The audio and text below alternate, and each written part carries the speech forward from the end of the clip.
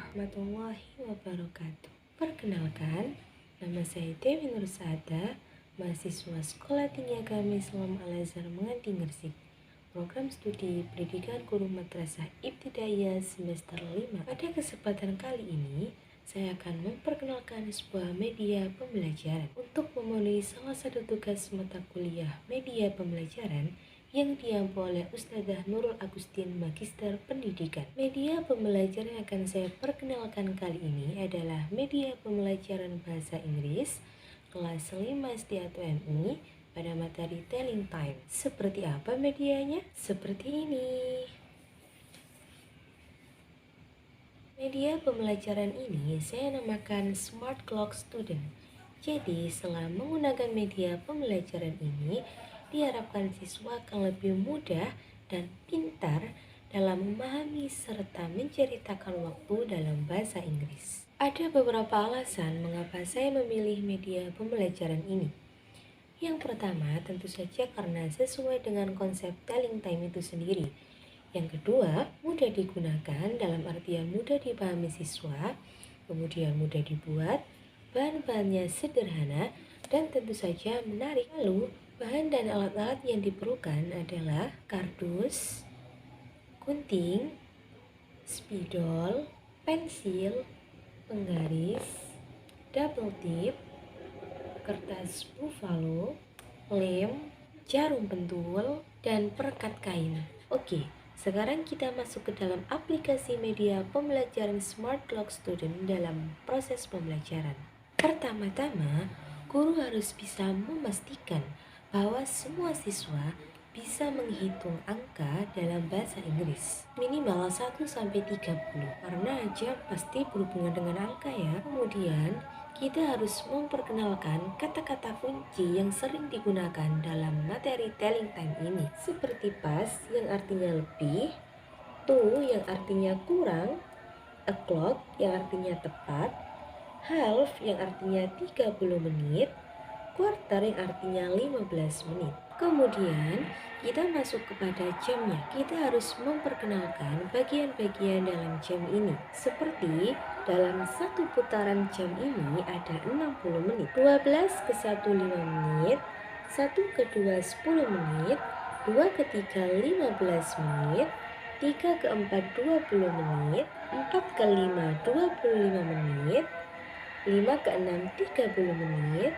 6 ke 7 35 menit, 7 ke 8 40 menit, 8 ke 9 45 menit, 9 ke 10 50 menit, 10 ke 11 55 menit, dan 11 ke 12 60 menit. Jadi setiap langkahnya dihitung 5 menit. Kemudian kita tunjukkan kepada siswa apabila jarum panjang ini berada tepat di angka 12, artinya dia berada di wilayah o'clock. Kemudian apabila jarum panjang ini berada di warna oranye, itu artinya ia berada di wilayah pas. Apabila ia berada di warna biru, maka ia berada di wilayah to. Apabila siswa sudah paham mengenai beberapa aturan tersebut, maka kita bisa langsung memberikan contoh.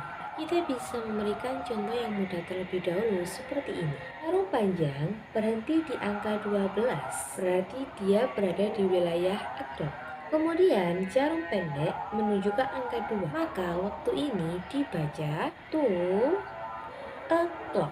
Jadi dibaca jamnya dulu, baru menitnya. Kemudian contoh kedua, kita lihat jarum panjang menunjukkan angka 1 dan jarum pendek menunjukkan angka 3. Untuk soal yang seperti ini, maka pertama kita minta siswa untuk menghitung. Dari angka 12 ke angka 1 ada berapa menit ya?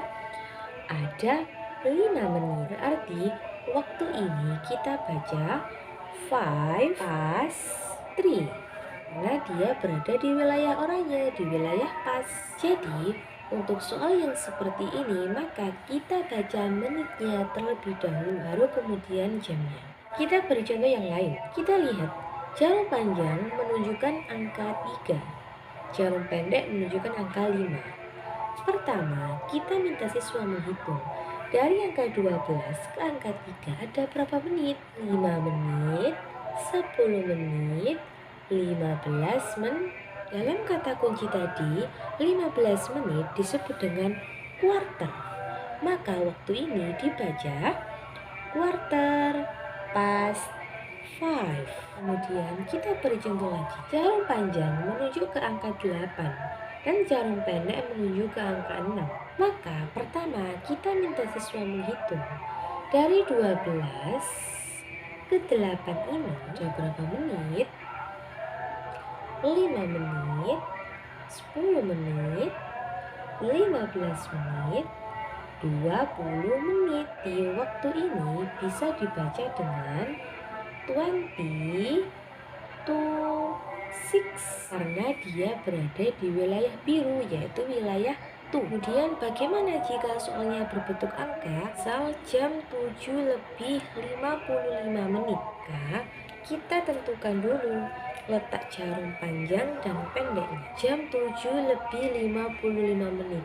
Berarti jarum pendeknya ada di 7 dan jarum panjangnya ada di angka 55 menit.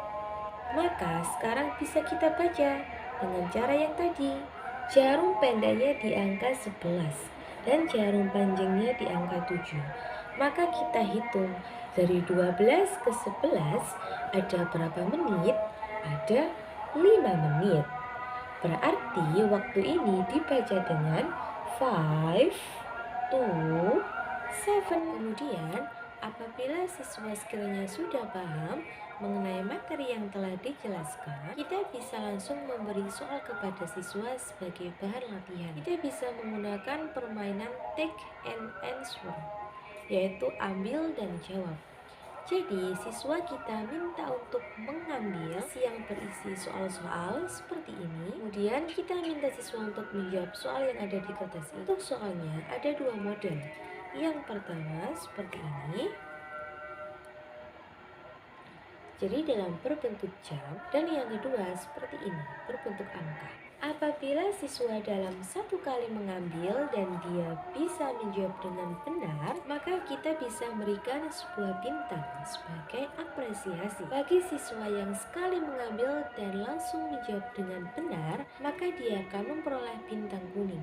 Kemudian, siswa yang menjawab kemudian salah, maka dia boleh mengambil kertas lagi. Dan apabila dalam percobaan yang kedua dia benar, maka dia akan memperoleh bintang oranye. Kemudian, apabila seorang siswa mengambil, kemudian jawabannya salah, kemudian mengambil lagi salah, dan dalam percobaan yang ketiga akhirnya benar, maka dia akan memperoleh bintang biru.